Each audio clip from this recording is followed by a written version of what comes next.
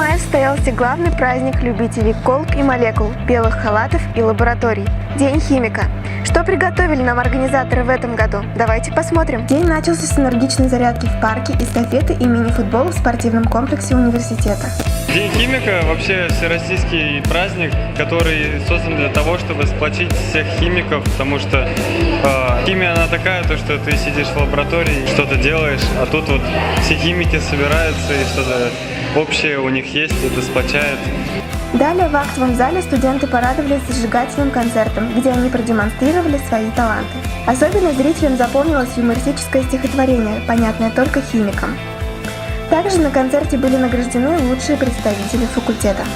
Концерт был шикарный, очень взбудоражил.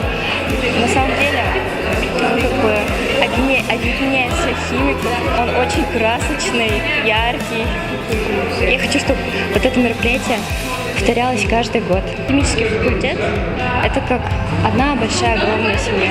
Завершился день ярмаркой, на которой любой желающий мог приобрести сувенирную продукцию Дня химика. Оригинальные дизайнерские вещи ручной работы, вкусные капкейки и даже растения, выращенные в колбах. Это для нас всегда особенный день, и поэтому мы все его ждем целый год. И, конечно же, нам все очень понравилось.